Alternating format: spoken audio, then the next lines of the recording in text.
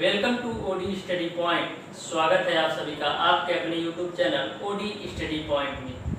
तो प्यारे दोस्तों, जैसा कि आपको पता है कि हम लोग most important top 25 previous year question को कर रहे थे। तो स्टार्ट करते हैं आज की क्लास। देखते हैं आज का पहला क्वेश्चन। पहला क्वेश्चन आपका है, सल्फ्यूरिक अम्ल H2SO4 में सल्फर की ऑक्सीकरण संख्या है। ऑप्शन ए आपका दे दिया है 6, ऑप्शन बी आपको दे दिया है 4, ऑप्शन सी आपको दे दिया है 5 और ऑप्शन डी आपको दे दिया है 7। तो H2SO4 में आपसे सल्फर की ऑक्सीकरण संख्या पूछी जा रही है। तो मैंने मान लिया कि जो सल्फर की ऑक्सीकरण संख्या है वो आपका X है। तो हाइड्रोजन का कितना होता है, प्लस का 1 दो बार लिया गया तो 2 गुणे +1, फिर प्लस सल्फर का मैंने मान लिया X प्लस 4 गुणे ऑक्सीजन की ऑक्सीकरण संख्या होता है -2 = 0। तो यहाँ से आपका हो जाएगा 2 + x - 8 = 0। x बराबर यहाँ से आपको मिल जाएगा 6। इस तरीके से सल्फर की ऑक्सीकरण संख्या 6 ऑप्शन नंबर ए के साथ चले जाएंगे। नेक्स्ट क्वेश्चन आपका है, निम्न में से कौन सा समीकरण संतुलित है। 4 समीकरण आपको दे दिया गया है 4 ऑप्शन में। तो सबसे पहले हम लोग पहला ऑप्शन चेक करते हैं कि पहले ऑप्शन में आपका समीकरण संतुलित है नहीं। तो इस तरीके से आपका पहला ऑप्शन में ए आपको समीकरण दे दिया है। आपको चेक करना है कि ए समीकरण संतुलित है कि नहीं। मैं ऑप्शन ए से सारे ऑप्शन को चेक करता हूं। तो सबसे पहले Bi की मात्रा देते हैं। तो लेफ्ट साइड में Bi की मात्रा 5 है और राइट साइड में भी Bi की मात्रा 5 ही है। इस तरीके से Bi आपका करेक्ट है। अब देखते हैं ऑक्सीजन की मात्रा लेफ्ट साइड में 5 या 15 है, राइट साइड में देख लेते हैं। तो 7 ऑक्सीजन यहाँ पर है और 8 ऑक्सीजन यहाँ पर है, यानी ऑक्सीजन भी आपका संतुलित है। अब देखते हैं हाइड्रोजन के बारे में। तो लेफ्ट साइड में हाइड्रोजन की मात्रा 14 है और राइट साइड में भी हाइड्रोजन की मात्रा 14 ही है, यानी हाइड्रोजन भी आपका कंप्लीट है। अब देखना है आपको मैग्नीज को। तो यहाँ पर मैग्नीज 2 भाग है और यहाँ पर भी मैग्नीज 2 भाग है, यानी आपका मैग्नीज भी कंप्लीट है। इस तरीके से ए आपका रासायनिक समीकरण संतुलित है। इस तरीके से आपका ऑप्शन नंबर ए ही सही हो जाएगा। नेक्स्ट क्वेश्चन आपका है, मैग्नीज का इलेक्ट्रॉनिक विन्यास है। ऑप्शन ए आपको दे दिया है 2 8 13 2, ऑप्शन बी आपको दिया है 2 8 14 1, ऑप्शन सी आपको दिया है 2 8 8 7 और ऑप्शन डी आपको दिया है 2 8 10 5। तो मैग्नीज का आपको इलेक्ट्रॉनिक विन्यास करना है। तो मैग्नीज का परमाणु क्रमांक 25 होता है। इसका इलेक्ट्रॉनिक विन्यास 2 8 13 और 2 होता है। इस तरीके से आप ऑप्शन नंबर ए के साथ चले जाएंगे। नेक्स्ट क्वेश्चन आपका है, 100 सेमी क्यूब बिलियन जिसे 5.85 NaCl जल में घोलकर प्राप्त किया गया की मोलरता होगी। ऑप्शन ए आपको दे दिया 4 मोलर, ऑप्शन बी आपको दिया 0.5 मोलर, ऑप्शन सी आपको दे दिया 1 मोलर और ऑप्शन डी आपको दे दिया 2 मोलर। तो मोलरता ज्ञात करने का फार्मूला आपका क्या होता है। मोलरता ज्ञात करने का फार्मूला आपका होता है W/m गुणे 1000 बटे यहाँ पर आपका होता है आयतन लीटर में। तो यहाँ पर W का जो मान दे दिया है, W का मान आपको दे दिया 5.85 गुणे आपको 1000 लेना है और जो आपका आयतन दे दिया है वो आपको 100 दे दिया है। यम जो है आपको NaCl का उबाल लेना है। तो Na का कितना होता है 23 और Cl का कितना होता है 35.5। इसको जोड़ेंगे कितना आएगा 58.5। इसको आप सॉल्व कर लीजिए। तो 1000 का इसमें आप मल्टीप्लाई करेंगे तो 5850 मिलेगा और यहाँ पर मल्टीप्लाई कर लीजिए तो 5850 मिलेगा, यानी कैंसिल, यानी 1 आपको मिल जाएगा। इस तरीके से आपका ऑप्शन नंबर सी सही हो जाएगा। नेक्स्ट क्वेश्चन आपका है, जिस ताप पर द्रव का वाष्प दाब वायुमंडलीय दाब के बराबर होता है वह ताप कहते हैं। ऑप्शन ए आपका है क्रांतिक ताप, ऑप्शन बी आपका है गलनांक, ऑप्शन सी आपका है हिमांक और ऑप्शन डी आपका है क्वथनांक। तो जिस ताप पर दाब आपका द्रव का वाष्प दाब वायुमंडलीय दाब के बराबर होता है उसको हम बोलते हैं क्वथनांक। इस तरीके से आपका ऑप्शन नंबर डी सही हो जाएगा। नेक्स्ट क्वेश्चन आपका है, m/1000 SCl बिलियन का pH मान होगा। ऑप्शन ए आपका है प्लस का 5, ऑप्शन बी आपको दे दिया माइनस का 5, ऑप्शन सी आपको दे दिया -7 और ऑप्शन डी आपको दे दिया है 3। तो आपका दे दिया है m/1000 HCl का पीएच मान। तो कभी भी अगर ऐसा क्वेश्चन आता है तो डायरेक्ट यहाँ पर जीरो की संख्या देखकर आप बता सकते हैं कि पीएच मान कितना होगा। यहाँ पर जीरो की संख्या 3 है तो आपका पीएच मान प्लस का 3 होगा। डायरेक्ट ऐसे ही टिक मार सकते हैं। इस तरीके से आपका ऑप्शन नंबर डी सही हो जाएगा। नेक्स्ट क्वेश्चन आपका है एक और कार्बनिक यौगिक की प्रतिशत रचना में कैल्शियम 40% दे दिया है, कार्बन 12% दे दिया है, ऑक्सीजन 48% दे दिया है। इस यौगिक का मूलानुपाती सूत्र है। ऑप्शन ए आपको दे दिया है CaCO3, ऑप्शन बी आपको दिया है CaCO2, ऑप्शन सी आपको दिया है CaCO और ऑप्शन डी आपको दे दिया है Ca2CO2। अनुपाती सूत्र ज्ञात करने के लिए सबसे पहले आपको टेबल ड्रा करना होता है। पहला आपका होता है तत्व, उसके बाद से आपका होता है प्रतिशत मात्रा, उसके बाद से आपका होता है मोलों की संख्या, फिर उसके बाद से आपका होता है सरल अनुपात। ये आपको इस तरीके से टेबल ड्रा करना होता है।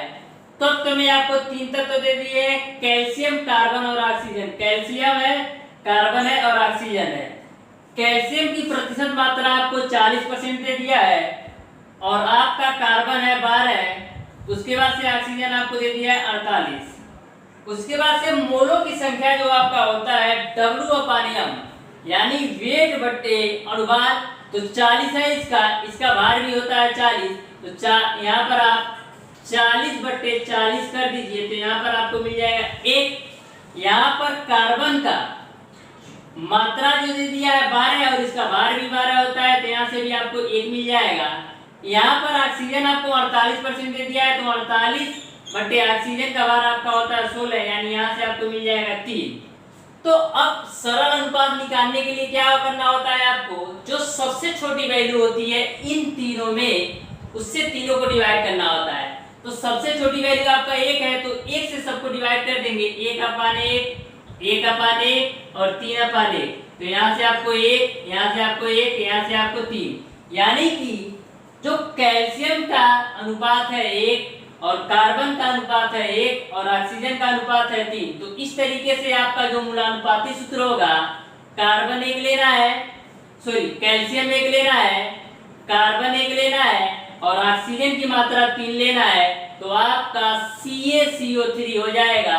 इस तरीके से आपका ऑप्शन नंबर ए सही हो जाएगा। नेक्स्ट क्वेश्चन आपका है किसी गैस के विसरण की दर निर्भर करती है। ऑप्शन ए आपका है अनुभार पर, ऑप्शन बी आपका है परमाणुकता पर, ऑप्शन सी आपका है विशिष्ट ऊष्मा पर, ऑप्शन डी आपका है संयोजकता पर। तो किसी तत्व की जो विसरण दर होता है R, वह किस पे डिपेंड करता है? विसरण दर जो होता है R, वो डायरेक्टली इम्प्रोपोर्शनल टू होता है, व्युत्क्रमानुपाती होता है √m के, यानी अनुभार के संदर्भ में होता है। तो इस तरीके से आपका ऑप्शन नंबर ए सही हो जाएगा। नेक्स्ट क्वेश्चन आपका है यदि किसी तत्व X का इलेक्ट्रॉनिक विन्यास 283 है तथा Y का इलेक्ट्रॉनिक विन्यास 26 है, इन तत्वों के संयोग से बने यौगिक का सूत्र है। ऑप्शन ए आपका है XY, ऑप्शन बी आपका दे दिया X2Y3, ऑप्शन सी आपको दे दिया X और ऑप्शन डी आपको दे दिया XY3। तो आपके लिए दो तत्व दे रखा है, एक आपका X है, इसका इलेक्ट्रॉनिक विन्यास 283 है, एक आपका Y है, इसका इलेक्ट्रॉनिक विन्यास आपको दे दिया है 26। तो इसका आपको बनाना है, यौगिक का सूत्र बनाना है। तो संयोजकता देखेंगे, 3x को आपको मिलेगा प्लस का 3 और y की संयोजकता कितना मिलेगा? y की संयोजकता आपको मिलेगा माइनस का 2। माइनस का 2 इसलिए मिलेगा क्योंकि इसको अष्टक अपना पूरा करने के लिए 2 इलेक्ट्रॉन की आवश्यकता है। तो आप क्रॉस मल्टीप्लाई कर दीजिए, यानी जो है a आपका जो 2 है वो x के साथ चला जाएगा, यानी x2 हो जाएगा, और जो प्लस का 3 है y के साथ चला जाएगा तो y3। तो x2y3 आपका हो जाएगा यौगिक का सूत्र। इस तरीके से आपका ऑप्शन नंबर बी सही हो जाएगा। नेक्स्ट क्वेश्चन आपका है निम्न में से किस यौगिक में सहसंयोजक बंध उपस्थित है? ऑप्शन ए आपका मैग्नीशियम क्लोराइड, ऑप्शन बी आपका दे दिया सोडियम क्लोराइड, ऑप्शन सी आपको दे दिया कैल्शियम ऑक्साइड और ऑप्शन डी आपको दे दिया है एथेन। तो इसमें आपको सहसंयोजक बंध उपस्थित है। तो मैग्नीशियम क्लोराइड जो आपका MgCl2 होता है, ये तो आपको पता है वैद्युत संयोजी बंध है, NaCl भी पता है, CaO तो कैल्शियम पर प्लस का 2 होता है, ऑक्सीजन पर -2, ये भी आपका वैद्युत संयोजी बंध है। तो लास्ट आपका केवल एथेन बच रहा है, तो इस तरीके से एथेन आपका सहसंयोजक बंध हो जाएगा। नेक्स्ट क्वेश्चन आपका है कार्बन का परमाणु क्रमांक 6 है, तो आवर्त सारणी में इसका समूह है। ऑप्शन ए आपका दे दिया है छठवां, ऑप्शन बी आपको दे दिया है चौथा, ऑप्शन सी आपको दे दिया है तीसरा और ऑप्शन डी आपको दे दिया है दूसरा। तो जो कार्बन का परमाणु क्रमांक 6 दे दिया है, इसका आप इलेक्ट्रॉनिक विन्यास करेंगे तो 1s2 2s2 और 2p2 हो जाएगा। तो 2 2 4 2 6। तो इसके आपसे पूछा जा रहा है कि आवर्त सारणी में इसका समूह है, तो समूह हम कैसे निकालते हैं? समूह निकालने के लिए हमको s और प्लस p करना होता है। तो 2 + 2 करेंगे तो 4, यानी आपको चौथे समूह में मिलेगा। इस तरीके से आपका ऑप्शन नंबर बी सही हो जाएगा। यहीं पर है तो समूह की बात मैंने किया, आवर्त की बात करें तो दूसरे आवर्त में आएगा। नेक्स्ट क्वेश्चन आपका है 0.01 ग्राम तुल्यांक Ag पे प्लस आयनों को विक्षेपित करने के लिए कितनी विद्युत की आवश्यकता होगी? ऑप्शन ए आपको दे दिया 1 फ़ारेनहाइट, ऑप्शन बी आपको दे दिया 0.01 फ़ारेनहाइट, ऑप्शन सी आपको दे दिया 10 फ़ारेनहाइट और ऑप्शन डी आपको दे दिया 0.1 फ़ारेनहाइट। तो 0.01 ग्राम तुल्यांक Ag आयनों को विक्षेपित करने के लिए आपको 0.01 फ़ारेनहाइट उस विद्युत की आवश्यकता होगी। इस तरीके से आपका ऑप्शन नंबर बी सही हो जाएगा। नेक्स्ट क्वेश्चन आपका है BHC का पूरा नाम है। ऑप्शन ए आपका है बेंजीन हेक्साक्लोराइड, ऑप्शन बी आपको दे दिया है बेंजीन हाइड्रोक्लोराइड, ऑप्शन सी आपको दे दिया है बेंजीन हाइड्रोक्सी कार्बोनेट और ऑप्शन डी आपको दे दिया है बेंजीन हाइड्रोजन कार्बोनेट। तो BHC का जो पूरा नाम है बेंजीन हेक्साक्लोराइड। इस तरीके से आपका ऑप्शन नंबर ए सही हो जाएगा। नेक्स्ट क्वेश्चन आपका है विशिष्ट दशाओं में निम्नलिखित अभिक्रिया होती है, इस अभिक्रिया में अपचायक पदार्थ है। आपको समीकरण दे रखा है इस प्रकार से आपको समीकरण दे रखा है, आपसे पूछा जा रहा है अपचायक पदार्थ है, तो इसमें जो आपका सल्फर है यही अपचायक है। इस तरीके से आपका ऑप्शन नंबर ए सही हो जाएगा। नेक्स्ट क्वेश्चन आपका है सल्फर का परमाणु क्रमांक 16 तथा परमाणु भार 32 है। सल्फर पर -2 में इलेक्ट्रॉनों और प्रोटॉनों की संख्या, सल्फर पर -2 में इसका जो परमाणु क्रमांक दे दिया है, वो आपका दे दिया है 16 और परमाणु भार दे दिया है आपका 32। तो सल्फर पर -2 में इलेक्ट्रॉन और प्रोटॉन की संख्या, तो -2 का सेंस ये है कि सल्फर ने 2 इलेक्ट्रॉन ग्रहण किया है। तो वैसे तो इसके बाहरी कोश में 16 इलेक्ट्रॉन होते हैं, लेकिन 2 इलेक्ट्रॉन ग्रहण कर लिया तो इलेक्ट्रॉन की संख्या कितना हो जाएगी? 16 था, 2 ग्रहण किया 18 और प्रोटॉन की संख्या कितनी रहेगी? 16 ही, क्योंकि जो इलेक्ट्रॉनों की संख्या होती है प्रोटॉनों की संख्या के बराबर होती है। इलेक्ट्रॉन की संख्या इसलिए बढ़ रही है क्योंकि ये 2 पर माइनस चार्ज ले रहा है। तो इस तरीके से 18 इलेक्ट्रॉन और 16 प्रोटॉन, इस तरीके से आपका ऑप्शन नंबर डी सही हो जाएगा। नेक्स्ट क्वेश्चन आपका है किसी पदार्थ के संतृप्त विलयन के 2.72 ग्राम के वाष्पन से 0.72 ग्राम अवक्षेप प्राप्त होता है।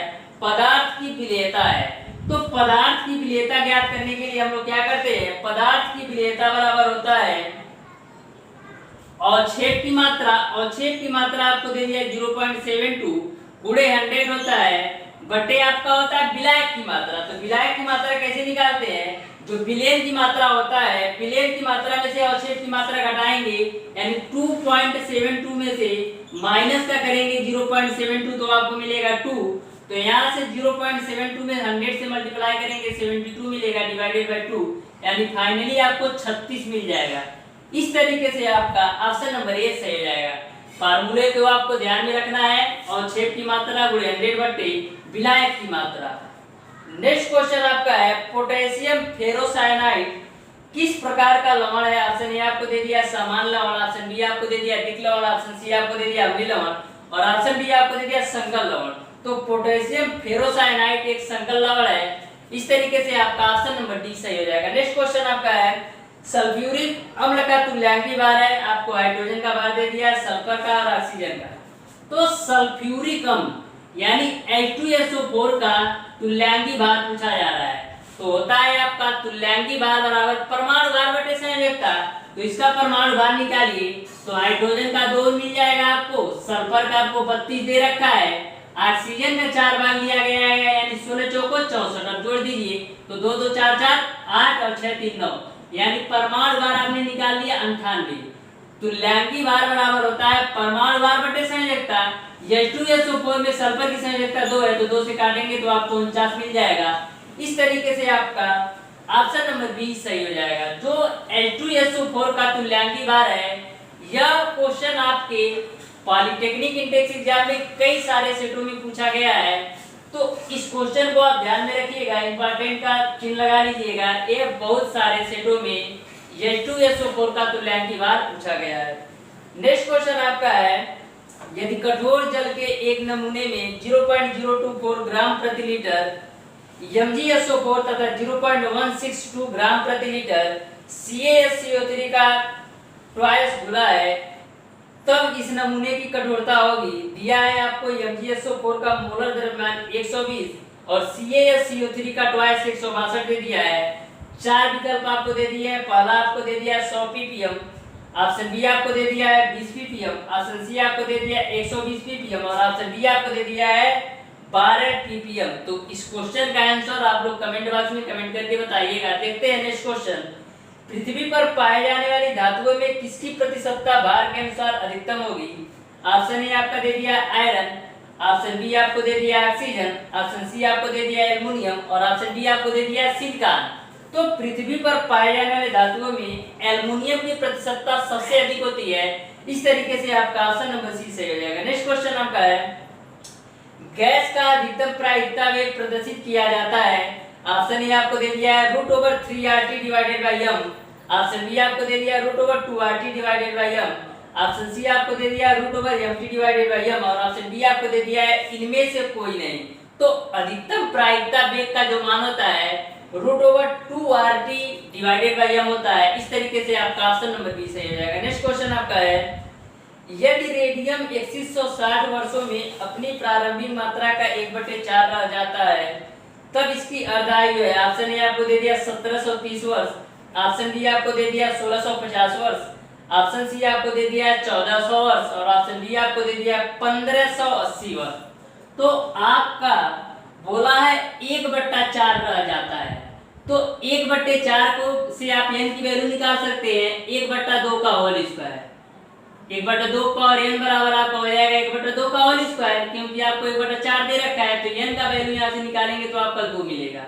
आपका होता है कैपिटल T बराबर n गुणे t हाफ। ओके, तो यहाँ पर आपको t की वैल्यू दे रखा है 3160 बराबर n का मान आपने 2 निकालना है, t हाफ का मान आपको निकालना है। तो 2 से कैंसिल करेंगे तो 2 1 2, 2 5 10, 2 8 16 0, यानी 1580 वर्ष आएगा।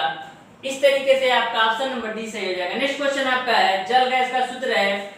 ऑप्शन ए आपको दे दिया CO2 धन H2, ऑप्शन बी आपको दे दिया है H2O और ऑप्शन सी आपको दे दिया CO धन H2 और ऑप्शन डी आपको दे दिया C धन H2O।